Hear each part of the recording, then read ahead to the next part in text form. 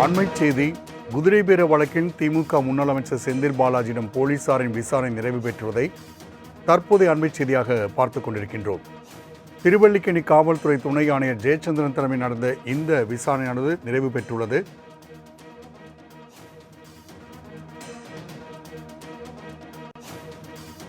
சென்னை திருவல்லிக்கேணி காவல் நிலையத்தில் ஆஜராகி கையெழுத்திட்ட செந்தில் பாலாஜியிடம் விசாரணை நடைபெற்ற நிலையில் தற்பொழுது நிறைவு பெற்றுள்ளதை அண்மை செய்தியாக பார்த்துக் கொண்டிருக்கின்றோம்.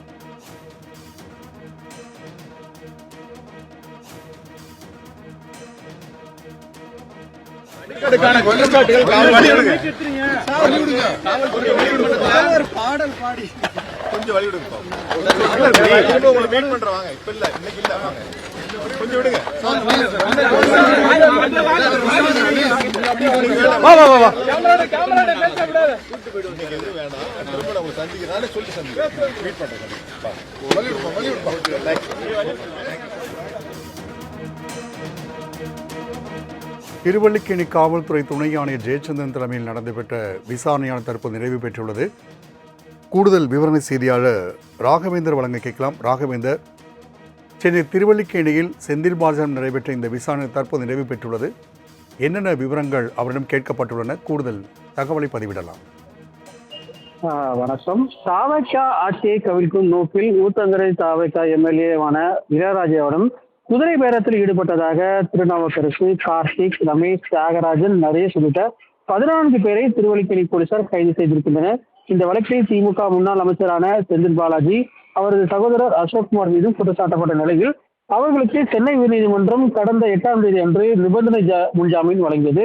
மேலும் இந்த உத்தரவு நகல் கிடைக்கப்பெற்ற நாளில் இருந்து 15 நாட்களுக்கு சென்னை முதன்மை அமர்வு நீதிமன்றத்தில் இருவரும் சரணடைந்து 25,000 சொந்த ஜாமீன் மற்றும் அதே தொகைக்கான 2 நபர் ஜாமீனும் உத்தரவாதம் அளித்து முன்ஜாமீன் பெறலாம் என அறிவித்திருந்தது.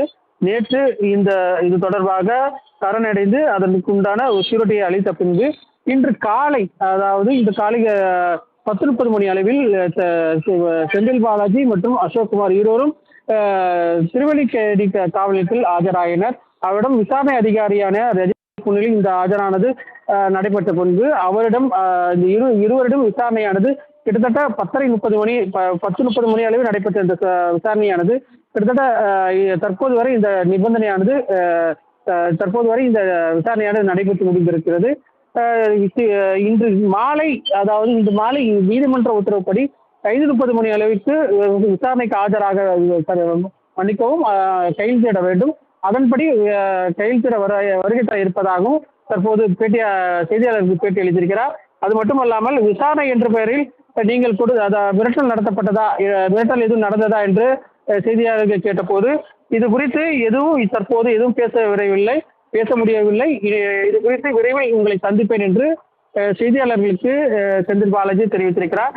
இன்று மாலை 5:30 மணி அளவுக்கு கையெழுத்திட வருகை தர இருப்பதாகவும் அவர் தரப்பில் தெரிவிக்கப்பட்டிருக்கு. ராகவேந்தர், தகவலுக்கு நன்றி.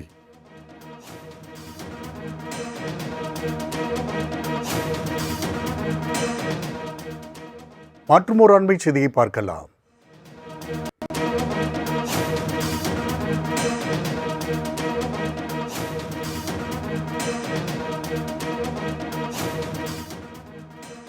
இனிமேல் நாமதான் அமமுக என மன்னார்குடி காமராஜ் எம்எல்ஏ வெளியிட்டுள்ள புகைப்படம் பெரிய பரபரப்பை ஏற்படுத்தியுள்ளது. நாம் அண்மை செய்தியாக பார்த்து கொண்டிருக்கின்றோம். ஏற்கனவே இவரை தகுதி நீக்கம் செய்ய வேண்டும் என்று அமமுகவின் பொருளாளர் சபாநாயகரை சந்தித்து மனு கொடுத்த நிலையில் தற்பொழுது இந்த புகைப்படத்தை அவர் வெளியிட்டுள்ளார். அண்மை செய்தியாக நாம் பார்த்து கொண்டிருக்கின்றோம். கூடுதல் விவரண செய்தியாளர் ராஜேஷ் வணங்க கேட்கலாம். ராஜேஷ், அமமுகவிலும் அடுத்த ஒரு புயல் கிளம்பியுள்ளதை நாம் பார்க்க முடிகிறது. இனிமேல் நாம தான் அமமுக என்று காமராஜ் எம்எல்ஏ தெரிவித்து புகைப்படத்தையும் வெளியிட்டுள்ளார். கூடுதல் விவரங்கள். ராம்குமார், அம்மா மக்கள் முன்னேற்ற கழகம் சார்பாக போட்டியிட்டு வெற்றி பெற்ற சட்டமன்ற உறுப்பினராக இருக்கக்கூடிய காமராஜ் அவர்கள் தற்பொழுது நாங்கள் தான் அம்மா மக்கள் முன்னேற்ற கழகம் என்ற அவர் கிளைம் பண்ணக்கூடிய அந்த நிகழ்வு என்பது அரங்கேறி வருகிறது. குறிப்பாக கடந்த 2 தினங்களுக்கு முன்பாக காமராஜ் அவர்களை தகுதி நீக்கம் செய்ய வேண்டும், அவர் தலைமை பிறப்பித்த உத்தரவுக்கு எதிராக செயல்பட்டிருக்கிறார், அதனால் அவரை தகுதி நீக்கம் செய்ய வேண்டும் என்று வலியுறுத்தி சபாநாயகரிடம் மனு என்பது அளிக்கப்பட்டது. இதனைத் தொடர்ந்து காமராஜிடம் பேசும் பொழுது, அவர்களுக்கு என்னை தகுதி நீக்கம் செய்வதற்கு எந்த தகுதியும் கிடையாது. மம்தா பானர்ஜி வழக்கில் என்ன நடந்தது, யார் பெரும்பான்மையான சட்டமன்ற உறுப்பினர்களை வைத்திருக்கிறார்களோ அவர்தான் கட்சி என்று சொல்லியிருக்கிறார்கள். அந்த அடிப்படையில் பார்க்கும் பொழுது அம்மா மக்கள் முன்னேற்ற கழகத்தின் சட்டமன்ற உறுப்பினர் நான் மட்டும்தான்.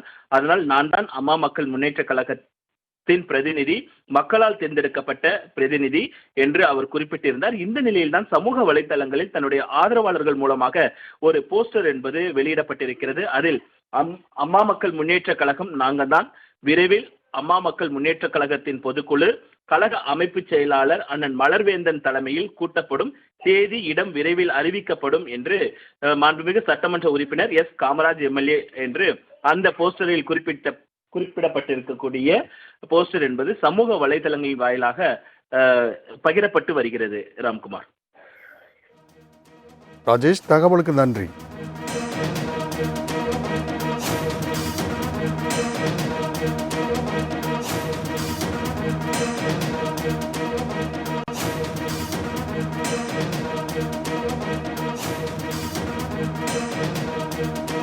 இரண்டாயிரத்தி 26 சட்டமன்ற தேர்தலில் அமமுக சார்பில் மன்னார்குடி தொகுதியில் போட்டியிட்டு வெற்றி பெற்ற காமராஜ் எம்எல்ஏ இனி நாம தான் அமமுக என்று வெளியிட்டுள்ள புகைப்படமானது பெரும் பரபரப்பை ஏற்படுத்தியுள்ளது.